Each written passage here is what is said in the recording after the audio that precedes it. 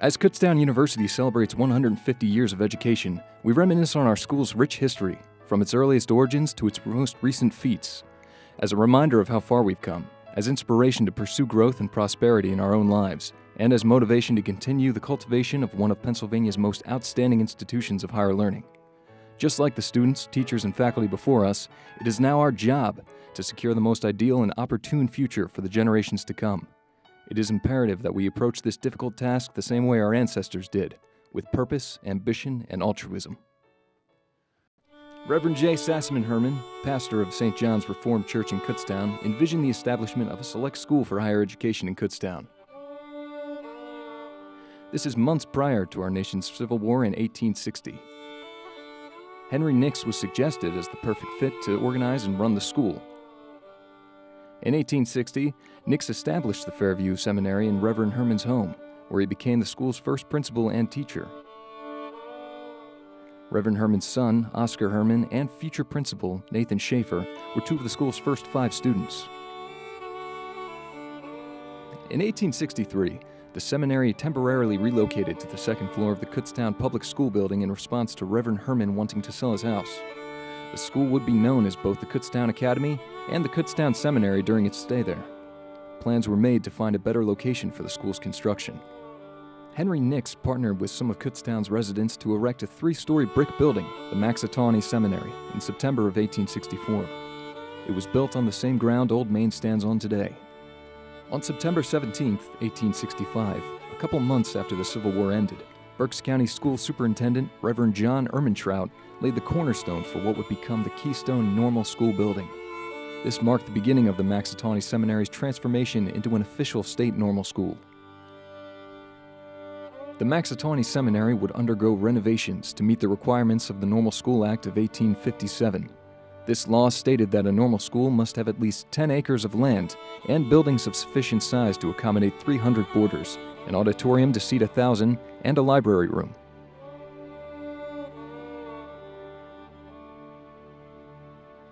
A 4-story brick building that would serve as the school's centerpiece was added onto the original Maxatawny Seminary. Another 3-story brick building, almost identical to the seminary, was attached to the west side of the centerpiece. Finally, on September 15, 1866, the Commonwealth of Pennsylvania accepted the Keystone Normal School as the Keystone State Normal School. It was the 4th Pennsylvania normal school for the 3rd District, composed of Berks, Lehigh, and Schuylkill counties.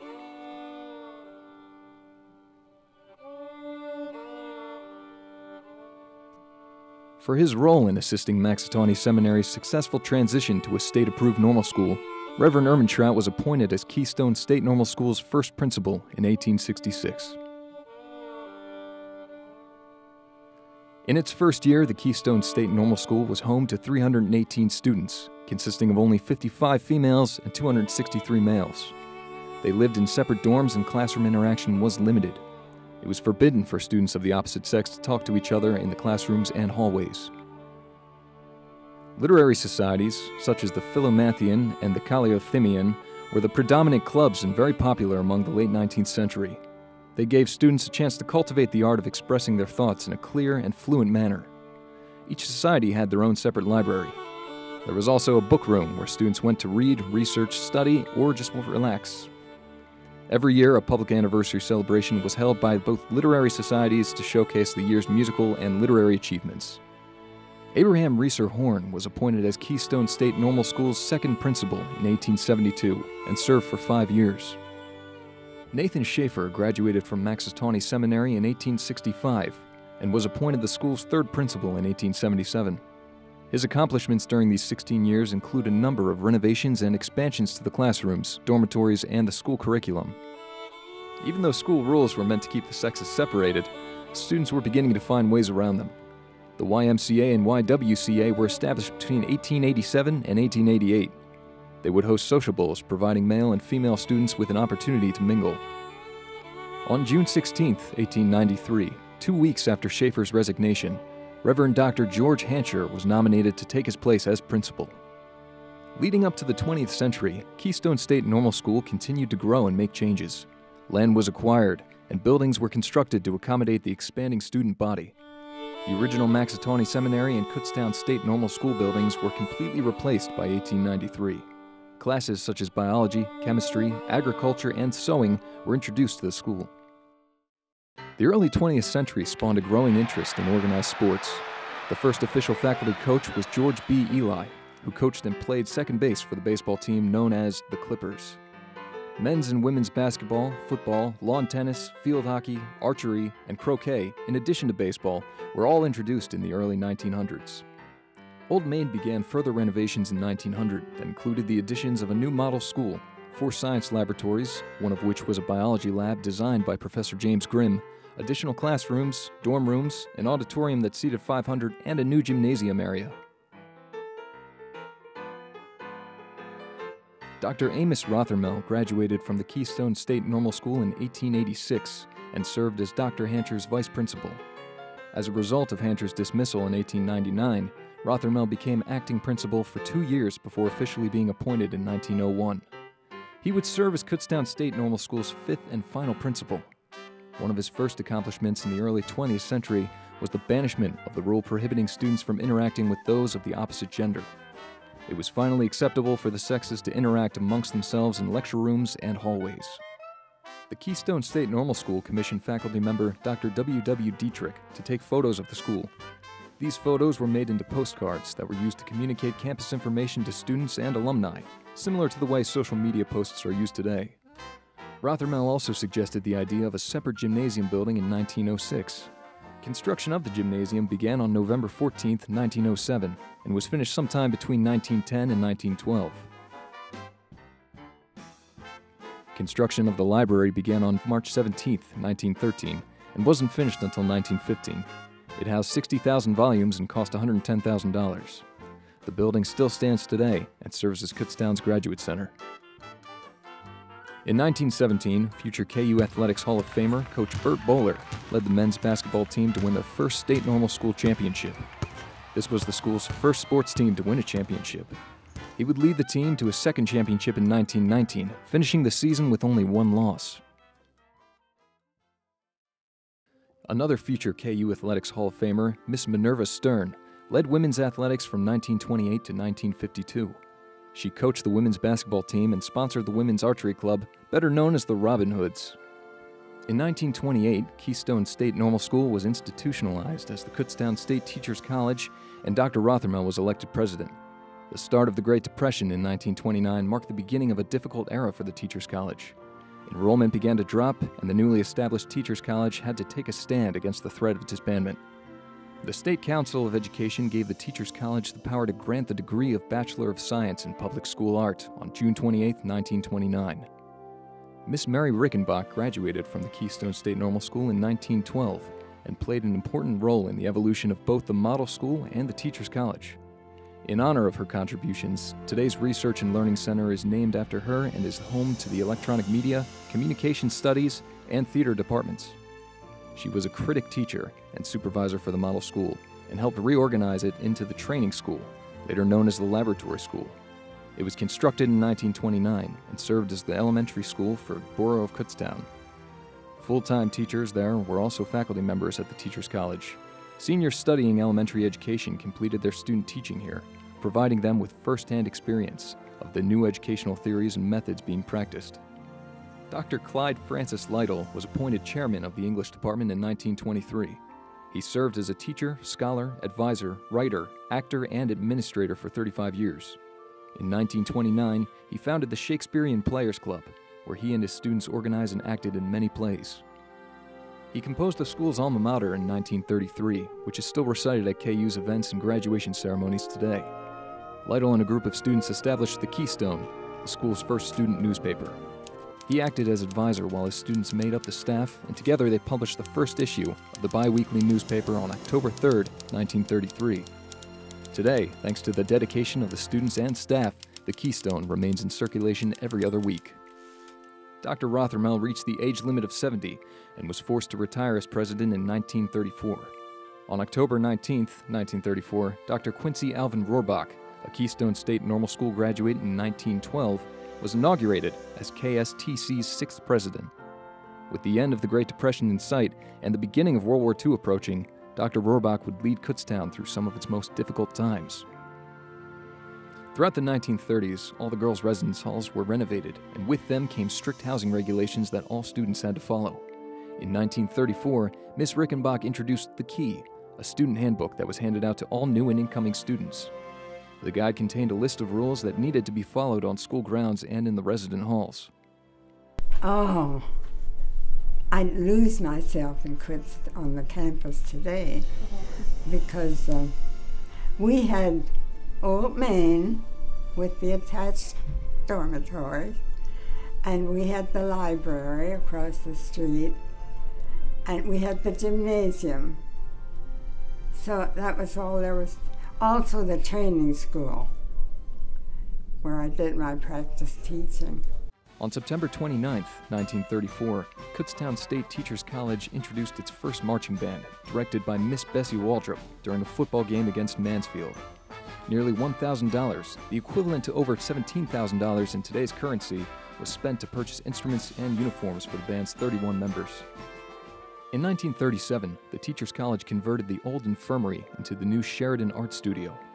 It was named after Henry William Sheridan, teacher and chair of art and drawing at the normal school from 1907 to 1916.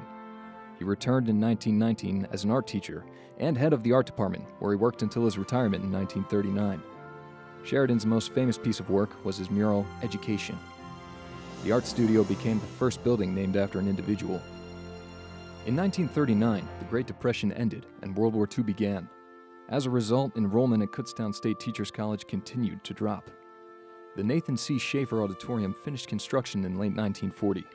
Named after Keystone State Normal School's third principal, the building included an auditorium that could seat 1,200 and several musical classrooms. December 7, 1941, the bombing of Pearl Harbor prompted the beginning of the United States' involvement in World War II.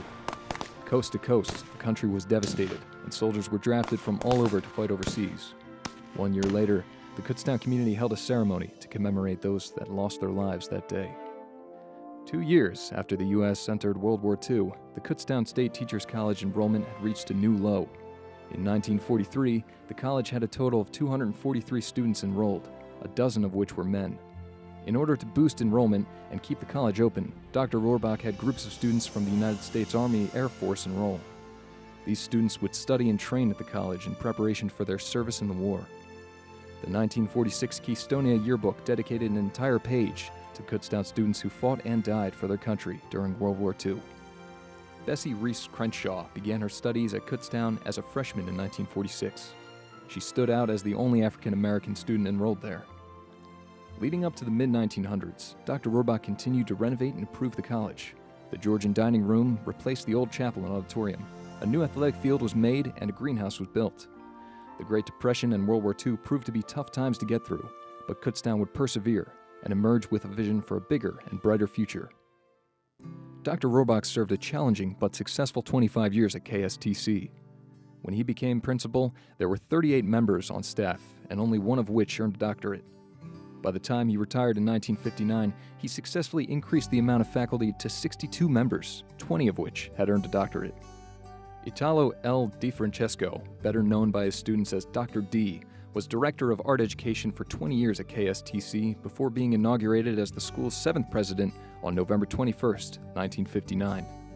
Later that year, on December 9, 1959, the State Council of Education approved the school's application to offer the Masters of Education in the art and elementary fields. Well, the reason why I selected Kutztown as an undergraduate student was the reputation actually in their visual art program. Throughout high school, I always indicated I wanted to be an art teacher. And my guidance counselor said there's a wonderful state school that can train you to be an art teacher, and they said Kutztown, and I said, Kutztown? Never heard of Kutztown. On January 8, 1960, Kutztown State Teachers College became Kutztown State College. President DiFrancesco immediately began preparing the college as a multi-purpose institution by setting up the liberal arts program. Later on in 1960, Kutztown commemorated Dr. Rohrbach's 25 years of service by renaming the library after him. He and his wife promoted the study of library science at Kutztown by providing the Quincy and Laura Rohrbach Award in Librarianship, an award presented each year to a graduate in the library education curriculum. On May 23, 1962, the State Council of Education approved the granting of the Bachelor of Arts degree in Liberal Arts for Humanities, Social Sciences, and the Natural Sciences. On April 10, 1963, the Council approved the granting of a Bachelor of Fine Arts degree. By the fall of 1964, the language department was completely renovated with the addition of 12 professors teaching courses in French, Spanish, German, and Russian. Kutztown State College celebrated its 100th year anniversary in 1966. The centennial celebration featured many events, including the play 100 Yesterdays. The play was written by 1921 Kutztown State Normal School graduate Ruth Bonner, who also taught English and speech at KSTC and KSC. Lee Graver, professor and head of the Department of History and Political Science at KSC, wrote Beacon on a Hill. The book was published as a centennial celebration and focused on the school's history dating back to its days as a seminary. Unfortunately, on May 27, 1967, President DeFrancesco passed away due to a respiratory illness while in office. On November 18, 1967, Dr. Cyrus Ezra Beakey was inaugurated as the college's 8th president. He would oversee the construction of 5 new buildings, an increase in enrollment, and the growth of the college's faculty. In 1967, the Gruber-Nedler Planetarium and Observatory finished construction. It housed the astronomy program, an observatory, and a planetarium where students were able to learn about stars, constellations, and the universe. It would later be named the Grimm Science Building after 1893 KSNS graduate and science professor Dr. James Stuart Grimm, commemorating his almost 45 years of dedication to the college. The cornerstone for the World Cultures Building was laid in 1968. It would later be renamed in honor of President DeFrancesco. Today, it is referred to by students as DeFran and is home to the College of Business, the Professional Studies Department, and the Department of Modern Language Studies. That same year also saw the completion of the new Rohrbach Library. Designed to hold 300,000 volumes, the construction of the library cost $1,300,000. On August 1, 1969, President Beakey retired due to a respiratory ailment. The Beakey Education Center was named in his honor and currently houses the elementary, secondary, and special education departments. Later that year, KSC inaugurated Dr. Lawrence M. Stratton as the college's 9th president. Under Stratton's administration, the school saw undergraduate programs increase from 12 to 50, graduate programs from 6 to 13, and an increase in enrollment. Kutztown's campus continued to grow both academically and physically. You can't help but be overwhelmed with the outcropping of new buildings, and as a result, the student population has probably doubled since I left here. Yesterday I had a tour of the campus for the first time in many, many years, and I was just amazed at the beautiful buildings.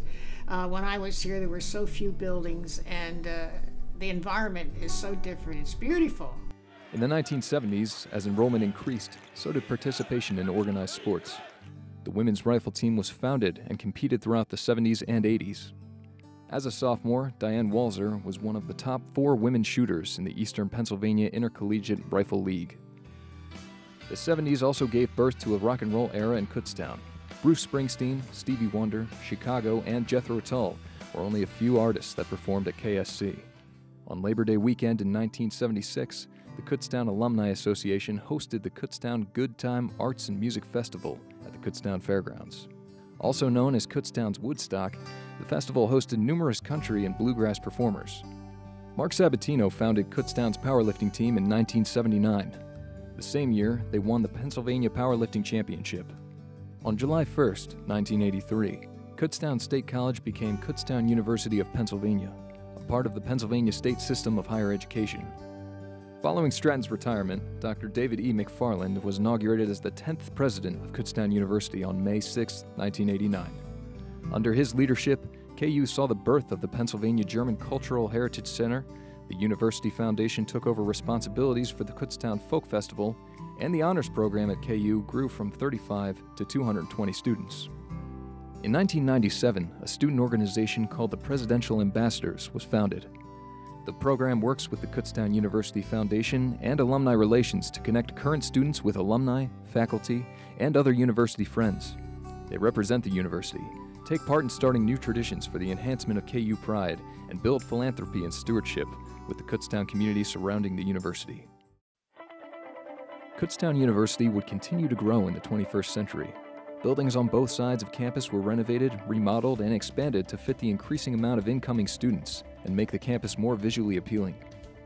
The moment I toured here, I knew right away that it would be the place for me. Dr. F. Javier Cevallos was inaugurated as Kutztown's 11th president in 2002. He was the first Hispanic to become president of a university in Pennsylvania. During his term, Cevallos successfully raised the student body diversity from 6% to 19%. He also developed new academic programs and oversaw the renovations that expanded the Sheridan Arts Building and the Schaefer Auditorium. To start it off, my brother came here, graduated in '09, and then I had my visit here, and I just loved it. Campus was really welcoming, the town was cool. I love how everything's just on Main Street, and it just caught my attention. Named in 2002 after former KU president Dr. David McFarland, the McFarland Student Union Building, better known by students as the Sub, is home to many services for students, faculty, and staff. Student union amenities include the Cub Cafe, Starbucks, 3 galleries, and the campus store. April 24th, 2003, ground was broken for the Alumni Plaza. The plaza was officially dedicated during the 2003 homecoming festivities. This beautiful representation symbolizes the past, present, and future of the university. It is located in the middle of campus and features a waterfall, fountain, an underground stream, amphitheater-type seating, and paths embellished with inscribed bricks of those who made contributions to the university over the years. I've really enjoyed the professors who have been in the elementary school classrooms and bring their experience to our classes and are able to tell us, well, this works and this doesn't work, and so that's really helpful. I love the professors that I've had that have done that. So.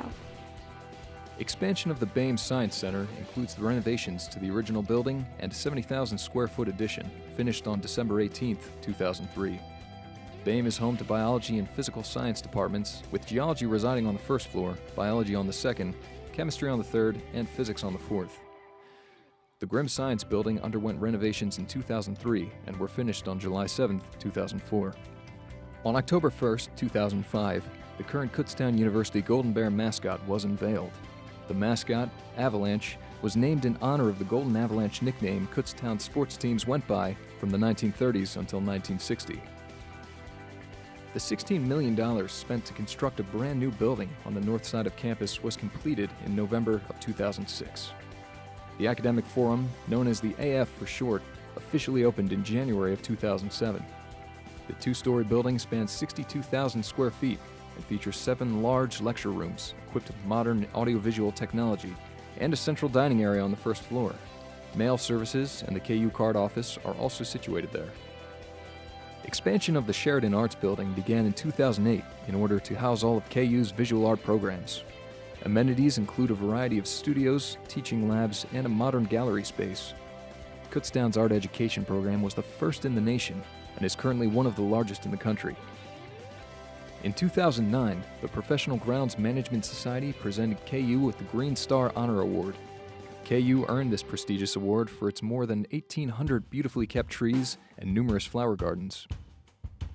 At least 3 new extrasolar planets have been discovered thanks to the installation of the new telescope in the Grimm Science Building Observatory in 2012.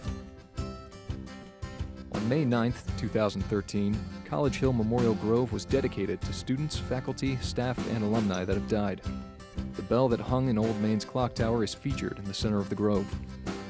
On September 10, 2013, a rededication ceremony was held at the Nathan Schaefer Auditorium to celebrate the completion of its expansion, renovation, and reopening. The building's 14,000 square foot addition included a large rehearsal hall named in honor of Richard G. Wells, Professor Emeritus of Music.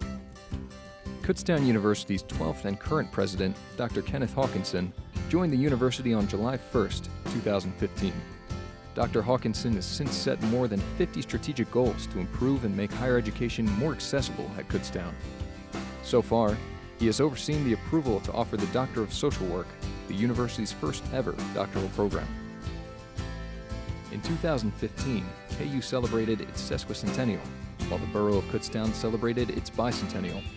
A sesquicentennial history display is located in the concourse of Old Main and includes 11 showcases containing historical photographs and other school artifacts dating back to Kutztown University's origins. The Sub's dining area underwent renovations in the summer of 2015 and was completed for the 2016 spring semester. The Cub Cafe now includes expanded seating areas and a new concept of serving open cuisine cooking. Open 7 days a week, it provides students, faculty, and staff with breakfast, lunch, and dinner sessions.